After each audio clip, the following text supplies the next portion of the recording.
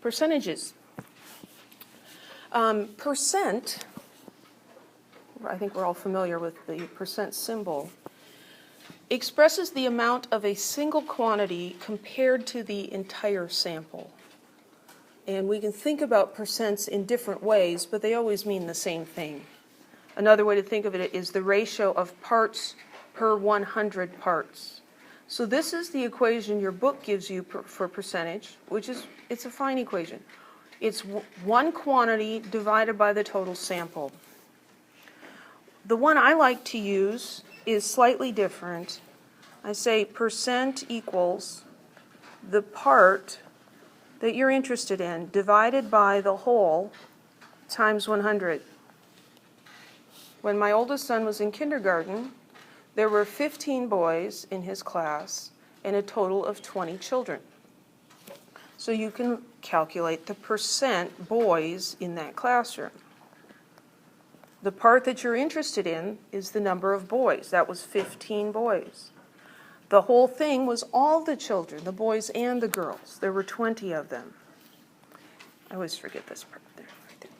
And then you multiply by 100% and you get 75% boys. That was a lot of boys.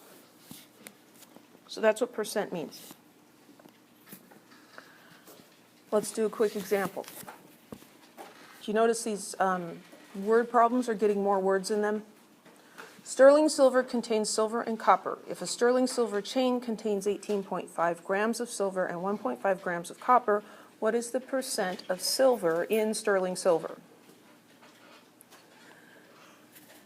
Is this a unit analysis problem? No, it's not. Let's follow our pattern, though, and identify what are they looking for. Percent silver. And what are we given? We're given 18.5 grams of silver, and we're given 1.5 grams of copper. And we should look at that and say, ooh, yeah, there's no converting that. Percent, maybe we need to use the percent equation. So the percent of silver is going to be the mass of silver, the grams of silver, because that's what we're interested in, it's the silver, divided by the grams of what? The whole thing, right? The whole thing. So the sterling silver, it's not the greatest example, because, you know, whatever, times 100. Because these are the two parts. There's silver and there's copper. And so what's the mass of the whole thing? 20 grams. You add them together. 18.5 plus 1.5 gives us 20. Your calculator's going to say 20. Is that a good way to write it? No, because that looks like one significant figure. Both of these numbers had one decimal place. It's 20.0 grams. So we put in the mass of silver is 18.5 grams, and the mass of the whole sample of silver, sterling silver, times 100, 18.5 divided by 20 times 100 equals 92.5%. These units cancel out. The unit on a percentage is percent. And that happens to be the right number of sig figs, because this one was 3 and 3, and so this has 3, and there we go. Any questions? No, because there was grams in the numerator and grams in the denominator, and they canceled out. Yep. So we do have to do sig figs for percentages? We always do sig figs.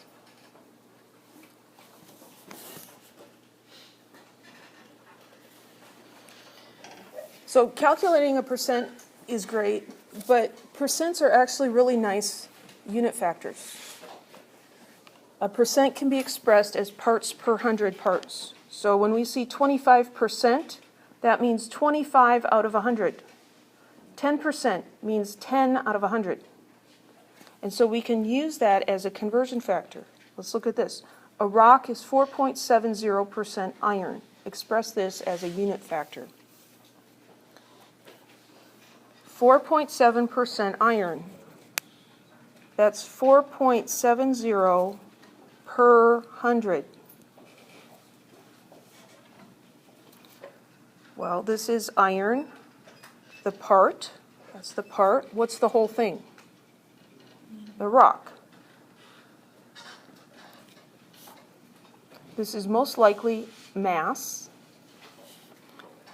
What's cool about percents is you can actually choose any mass unit you want, whatever's convenient, as long as the numerator and the denominator are the same. I'm going to put grams because chemists like grams and I'm a chemist. So there's a conversion factor, 4.70% iron. This allows us, if we had the mass of the rock, to figure out the mass of the iron that's in that rock. The Earth and Moon have a similar composition. Each contains 4.70% iron. What's the mass of iron in a lunar sample that weighs 235 grams? What are they asking for?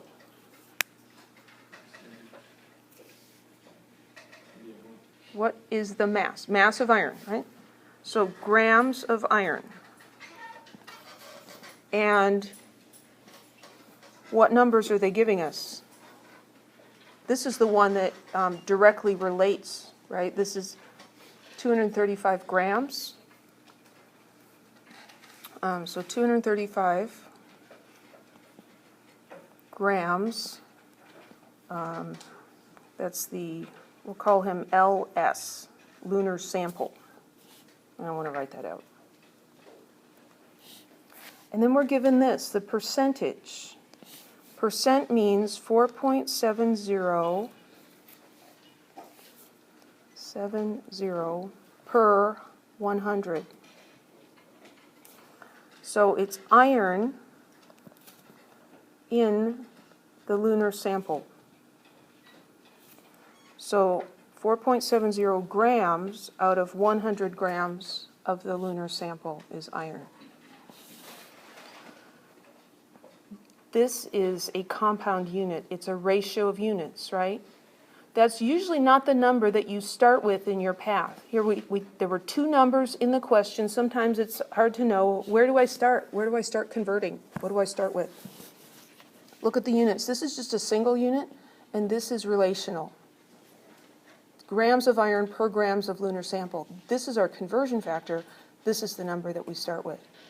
This allows us to go directly from the mass of the lunar sample to the mass of iron in it. So 235 grams of lunar sample, multiply, and we're going to have grams of iron on the top and grams of lunar sample on the bottom. Because this path says grams of lunar sample to grams of iron. Grams of lunar sample to grams of iron.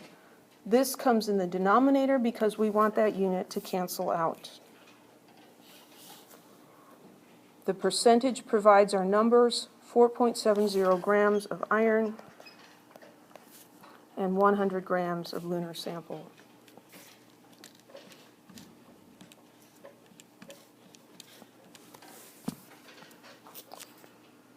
My calculator is giving me 11.045 grams of iron. This number has 3 sig figs. This, what we're using as a conversion factor, has 3, so we should round this to 3, and we'll call it 11.0 grams of iron.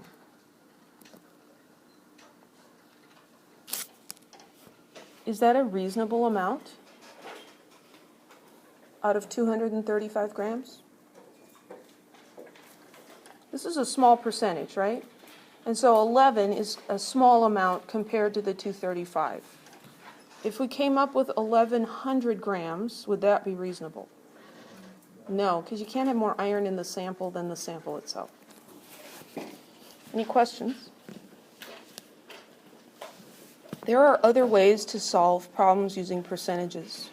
I remember doing percentages in high school, and there were different ways. And you can use algebra and the equation and do it other ways. I'm just showing you this one way, how it works as a percentage. I mean, as a unit factor. We don't have time for those guys either, or that guy.